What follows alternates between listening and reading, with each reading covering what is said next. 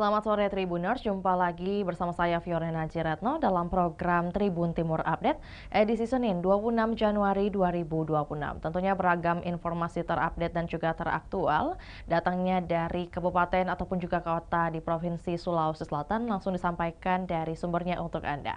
Seperti informasi di sore hari ini mengenai 126 usulan warga Panakukang, Camat tentu berkomitmen pertahankan status percontohan pengelolaan sampah.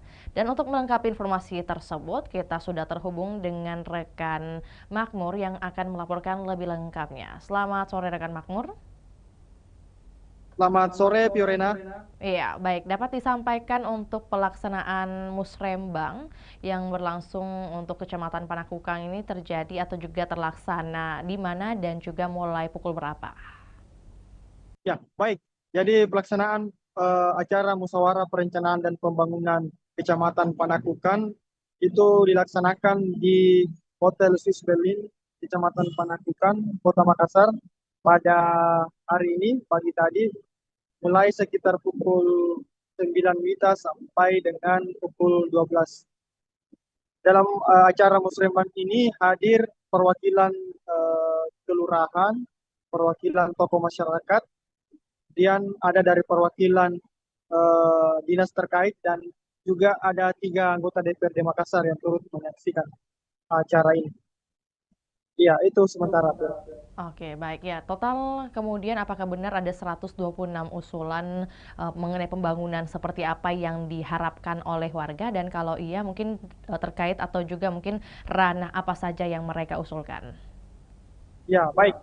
Jadi ada sebanyak 126 usulan yang dihimpun dari 11 kelurahan yang ada di Kecamatan Panakukang, di mana dari 126 usulan ini jika dianggarkan itu memiliki nilai anggaran senilai 7 miliar lebih, 7,6 miliar, yang kemudian dalam penganggaran ini itu terbagi dari 2 alokasi anggaran, yaitu dari anggaran kelurahan dan anggaran dana sektoral.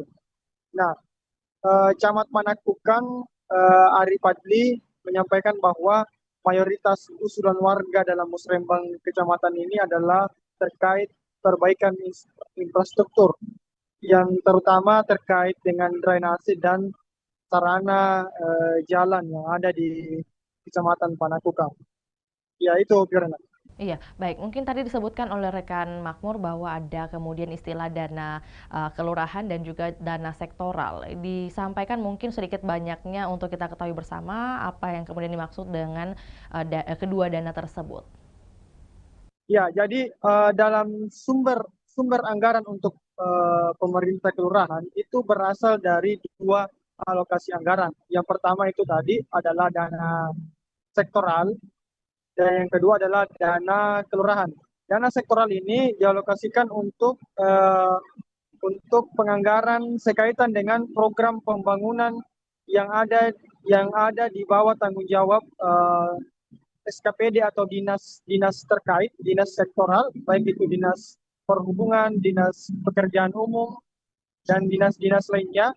Sementara dana kelurahan itu adalah dana yang dikucurkan untuk mendukung pembangunan di dalam internal kelurahan itu sendiri, baik itu sarana dan prasarana kelurahan maupun untuk warga di kelurahan itu sendiri seperti pemberdayaan atau misalkan juga penuntasan eh, penyakit TBC yang merupakan konsen masyarakat kelurahan. Nah, dari sumber alokasi anggaran ini yang kemudian dipeta-petakan dari usulan ini yang mana yang merupakan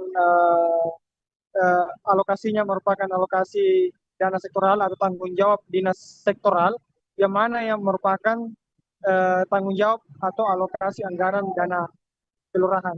Nah, dana sektoral itu untuk kelurahan tahun 2027 itu diproyeksikan atau ditetapkan sementara yaitu sebanyak 500 juta, di mana dalam 500 juta ini terbagi dua, 100 juta untuk koperasi desa Merah Putih dan 400 juta ini bebas digunakan atau diusulkan oleh warga kelurahan apa saja pembangunan yang terkait dengan dinas tertentu yang bisa digunakan sesuai dengan volume anggaran 400 juta tersebut.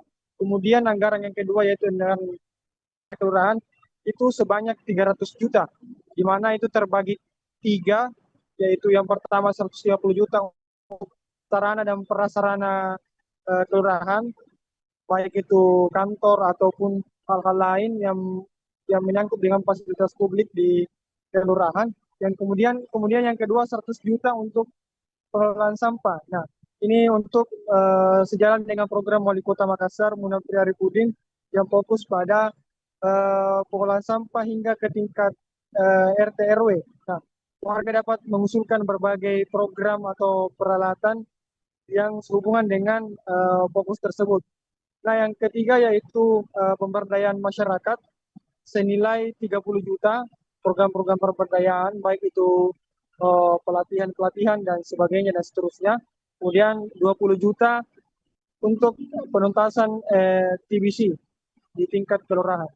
Ya itu Fiorena, alokasi anggaran di Iya. kelurahan dan apa-apa saja pembagiannya. Ya. Ya, tadi sampaikan bagaimana besaran jumlahnya dan juga untuk sektor apa saja yang kemudian sudah dibahas pada pertemuan atau juga musrembang hari ini yang ada kaitannya dengan Kecamatan Panakukang. Nah, selanjutnya tadi mungkin ada sedikit disinggung soal bagaimana Kecamatan Panakukang ini kan juga kita ketahui bahwa disebut sebagai percontohan dalam pengelolaan sampah. Adakah mungkin yang dibahas pada pertemuan tersebut latar belakang sampai terpilihnya Panakukang sebagai percontohan pengelolaan sampah? Ya, jadi menurut Camat Panakukang, Ari Fadli mengatakan bahwa Kecamatan Panakukang merupakan tempat percontohan pengelolaan sampah yang ada di Kota Makassar dan dia bertekad status tersebut terus dipertahankan, di mana di Kecamatan Panakukang itu memiliki tempat atau salah satu warganya itu menjadi pembudidaya maggot yang merupakan hewan yang diternakan untuk uh, mengolah sampah organik. Nah, ke depan kata Ari, budidaya maggot ini akan disebarluaskan, akan didorong kepada seluruh kelurahan juga melakukan budidaya maggot tersebut dengan mencontoh salah satu warga yang bernama Sulaiman yang telah lama mengembangkan budidaya maggot di Kecamatan Panakukang sehingga Kecamatan Panakukang menjadi daerah percontohan pengolahan sampah berkat budaya maggot yang dilakukan oleh Sulaiman tersebut. Ya, itu Fiorena. Oke, baik ya. Terakhir mungkin rekan Makmur tadi disampaikan juga bahwa tentu hadir beberapa tokoh-tokoh penting dan juga dinas-dinas terkait. Mungkin salah satunya juga kalau berkaitan dengan pembahasan infrastruktur dan sebagainya di tingkat kecamatan, pastinya juga melibatkan dinas APU juga. Apakah kemudian ada informasi yang bisa dibagikan kepada Tribuners semua mengenai apa yang kemudian menjadi sorotan utama dari dinas PU yang dibagikan hari ini? Ya, jadi Dinas PU menyampaikan bahwa dalam hal ini diwakili oleh Kepala Bidang Drainase, menyampaikan bahwa kepada masyarakat untuk menjaga terkait pengelolaan sampah, karena selama sepanjang 2025 bidang drainase Dinas PU Kota Makassar itu menerima 235 aduan terkait dengan drainase yang tersumbat, di mana salah satu penyebab tersumbatnya drainase tersebut adalah sampah yang menimbun, sampah yang ada di selokan yang dibuang oleh warga yang menjadi penyebab tersumbatnya drainase tersebut. Nah, Kepala Bidang Drainase berharap warga sadar dan uh, membuang sampah di tempat yang disediakan, apalagi saat ini uh, Bapak Wali Kota Makassar uh, memiliki program dan atensi khusus terkait pengolahan sampah di tingkat RT RW dan kelurahan ini ya, agar masalah seperti drainase tersumbat yang disebabkan oleh sampah yang menumpuk di selokan itu tidak lagi menjadi masalah utama. Kemudian Kepala Bidang Drainase Lukmanul Hakim juga menyampaikan bahwa eh, selain bahwa pihaknya meskipun begitu tetap akan turun cepat, turun langsung ke lapangan selama ada warga yang mengadukan terkait masalah drainase, terkait masalah kanal dan lain sebagainya yang berkaitan dengan saluran air di kelurahan maupun di RT RW. Dia mengatakan ada 3 satgas yang disediakan yang terdiri dari 283 personil yang siap menindaklanjuti segala aduan warga terkait drainase. Ya itu, Fiore. Baik, terima kasih atas laporannya di sore hari ini rekan Makmur. Jadi yang disampaikan oleh rekan Makmur hari ini tentunya cakupannya bukan hanya pada kecamatan pada Kukang saja yang imbauan ini datang untuk seluruh warga di Kota Makassar dan mungkin bisa diimplementasikan ataupun juga disebarluaskan untuk warga-warga Kota Makassar lainnya. Terima kasih rekan Makmur, selamat kembali bertugas dan juga beraktivitas. Dan selanjutnya untuk Tribuners kami akan tayangkan cuplikan liputan yang telah dihimpun oleh rekan Makmur. Berikut juga pernyataan dari Camat Panakukang Muhammad Ari Fadli. Berikut laporannya, selamat menyaksikan. Dan itu harus terserap dengan baik. Ya, sehingga apa yang kita rencanakan nanti kita diskusi, kurang lebihnya mohon dimaafkan. Bila kita berhidayah, hidayah. Assalamualaikum warahmatullahi wabarakatuh. Kita pos dulu buat Bapak Anton SMSI dari Partai PKS. Hadir di tengah kita juga sudah hadir Ibu Dr. Gigi Esin Usaminul Ahmad SKG. Terima kasih atas kehadiran kita. Ruangan kita terbatas gitu. Nah itu mungkin sekali lagi saya ingin sampaikan kepada Ibu, sekali undang ke situ jalan nanti, insya Allah kita akan komunikasi ke depan bagaimana apa yang nanti kita akan buat di sana. Terserap dengan baik. Ya, mudah-mudahan tahun ini bisa terserap dengan baik sehingga apa? Kebutuhan masyarakat ini bisa dipenuhi.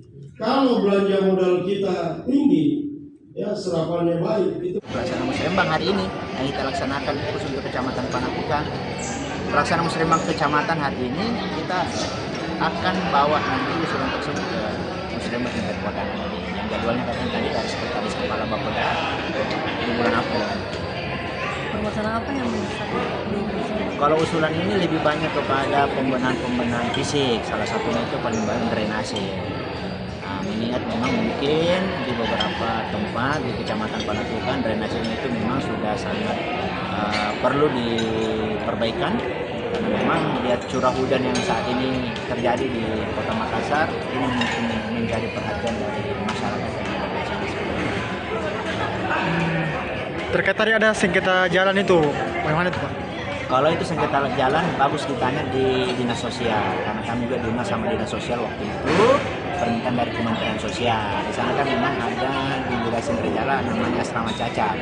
Asrama Cacat itu di bawah Kementerian Sosial, ya jalan masuknya yang bersengketa sehingga saat ini belum ada perbaikan di situ. Kalau saya nggak salah ada salah satu ex anggota DPRD Provinsi Sulsel yang mengklaim dia punya lokasi di situ. Tapi lebih detailnya tanya di dinas sosial. Itu terkait drainase maksudnya butuh pengerukan atau butuh pembangunan baru? Ada yang butuh pengerukan dan ada yang butuh perbaikan dan ada juga butuh perlebaran untuk drainase. Dan perlu diketahui untuk drainase itu kan ada yang menjadi kewenangannya pemerintah kota dan ada yang menjadi kewenangannya pihak balai atau pihak provinsi. Jadi ini kan masalah otorita ini. Jadi nanti kita coba cek usulan tersebut di mana masuk otoritanya. Tapi kalau dari pemerintah kecamatan sendiri, Pak Camat, apa-apa yang memang sangat didorong ini untuk supaya bisa goal ini di kota? Karena memang merupakan kerjasama masyarakat. Bagaimana penyampaian sambutan saya tadi, kalau bisa usulan-usulan itu bukan hanya sekedar pembangunan fisiknya saja, tetapi pemberian masalahnya sangat penting. Karena kenapa? Biar jalannya bagus, biar lokasinya lorongnya terang, tetapi kalau tidak ada pemberian masyarakat, ya pasti akan ada konflik masyarakat. Dan rata-rata kan yang merusak fasilitas umum atau fasilitas yang dibangun oleh pemerintah kan masyarakat yang tidak terberdaya kan oleh program-program pemerintah. Jadi memang harus ada seimbang balance antara pembangunan fisik sama pemberdayaan masyarakat. Kita itu urban farming sendiri. Kalau urban farming itu kan menjadi program prioritas dari Bapak Wali Kota. Sebagaimana tadi hadir Ibu Kadis DP2 mengatakan bahwasanya urban farming ini arahan dari Bapak Kapolda menjadi prioritas dan harus menjadi hal utama yang harus dikerjakan RT RW supaya kita mandiri dalam pangan. Dalam artian mandiri pangan ya tentunya bisa pengendalian inflasinya di situ masuk, bisa masyarakat memenuhi kebutuhannya sendiri. Yang ketiga, masyarakat bisa kan dapat cuan dari urban farming ini. Kalau mereka sudah skala besar melalui KWT, KT, kelompok tani, kalau mereka sudah memenuhi kebutuhannya kan mereka bisa jual. Seperti begitu. Berarti awalnya ada bantuan dari pemerintah sendiri? Kalau dari pemerintah sendiri bantuannya coba bisa cek di Dinas PP2. Karena kan di anggaran Musrembang ini kan ada dua dana. Ada dana sektoral yang dikelola oleh dinas, dan ada dana Kalau terkait yang juga masuk jadi prioritas wali kota, persampahan bagaimana itu ya dari? Kalau proses persampahan kan salah satu pilot project untuk penanganan sampah organik di Kota Makassar kan Panakukan. Nah, tadi kan Pak Haji Sulaiman Madun itu kan salah satu budidaya maggot, bukan skala kota nih, sebenarnya skala provinsi karena pernah dikunjungi oleh Kementerian Lingkungan Hidup dan juga seluruh anggota Komisi 4 DPR RI loh, bukan DPR kota, bukan DPR provinsi, DPR RI kunjungan di sana. Artinya kan ini sudah dilihat bahwasanya ada peluang di situ untuk pengurangan sampah melalui melalui budidaya maggotnya, terutama sampah organiknya. Sampah organik ini kan paling besar timbulannya kan di Kota Makassar ini, hampir 50-60%. Sampah organik itu sisa-sisa makanan begini di hotel apa semua, ini kan yang sudah tidak bisa lagi digunakan untuk apa. Nah, beda kalau sampah-sampah plastik, sampah non-organik, plastik apa semua kan bisa masuk di bank sampah, diolah menjadi apa, itu kan ada nilai ekonomis. Jadi bagaimana, apakah akan lebih dorong misalkan lebih banyak lagi nanti petani maggot atau bagaimana? Nah, diharapkan kan seperti itu. Kita dengar tadi Pak Haji Sulaiman sampaikan, jangan cuma satu saja pembudidayaan. Kalau bisa 153 kelurahan ada. Kalau kita kemarin itu sudah bisa mengurai 1-2 ton per hari. Nah, itu lokasinya Pak Haji Sulaiman. Tapi kan kita ini sampah organik puluhan ton setiap hari. Kalau gitu kita cuma andalkan saja Pak Haji Sulaiman, lokasinya kan biasa saja. Kita tidak mampu untuk mengurangi itu ya kewalahan.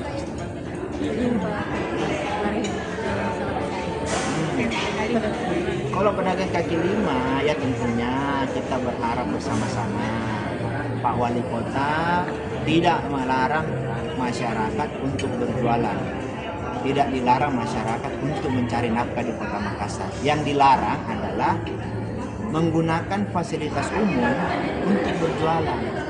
Nah, yang menjadi permasalahan sekarang kan rata-rata yang berjualan di fasilitas umum kebanyakan bukan warga Makassar, warga dari daerah datang jual buah-buahan, menggunakan mobil, taruh mobilnya di Petarane, taruh mobilnya di atas nih. Coba cek, apakah itu warga Makassar?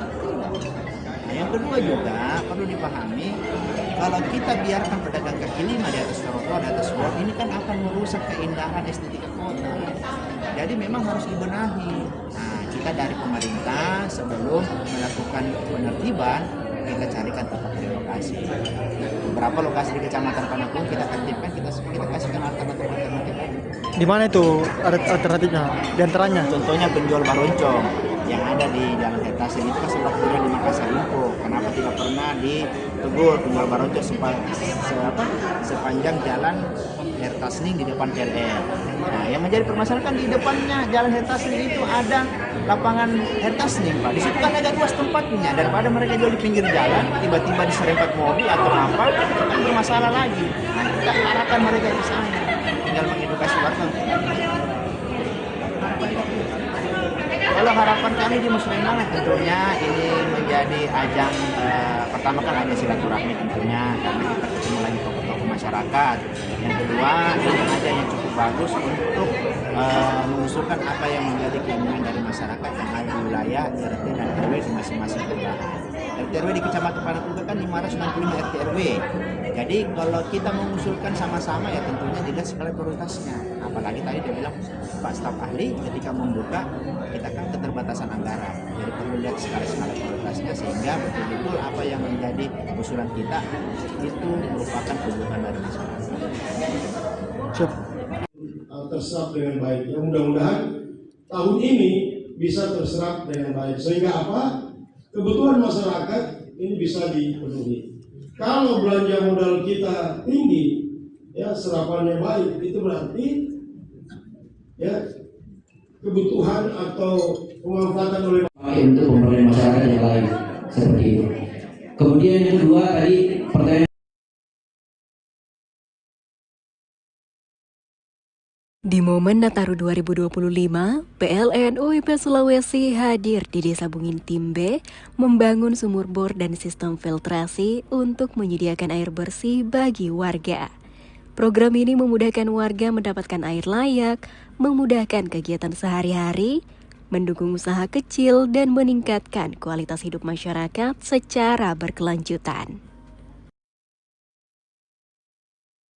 PT PLN Persero UIP Sulawesi menghadirkan bantuan sanitasi dan air bersih di 8 sekolah dasar Makassar melalui perbaikan MCK dan instalasi air. Program ini mendukung kesehatan pelajar serta menciptakan lingkungan belajar yang lebih bersih dan aman. Langkah ini menjadi wujud kepedulian PLN terhadap pendidikan dan masa depan anak bangsa.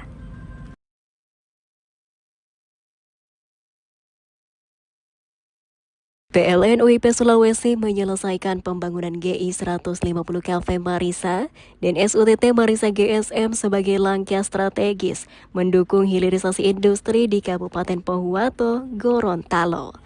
Infrastruktur ini memastikan pasokan listrik tetap andal, mendorong pertumbuhan ekonomi, membuka peluang usaha dan lapangan kerja, serta memberi manfaat berkelanjutan bagi masyarakat secara nyata. PLN UIP Sulawesi menanam 7.000 bibit mangrove di pesisir Tamalatea, Kabupaten Jeneponto. Upaya ini menjadi langkah nyata dalam menjaga lingkungan sekaligus melindungi pantai dari ancaman abrasi.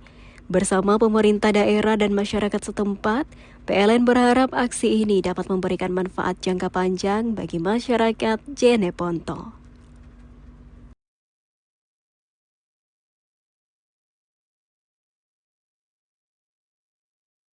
Menjelang Natal dan Tahun Baru, penyediaan air bersih oleh PLN UIP Sulawesi di Desa Bungin Timbe menghadirkan akses air layak sepanjang musim.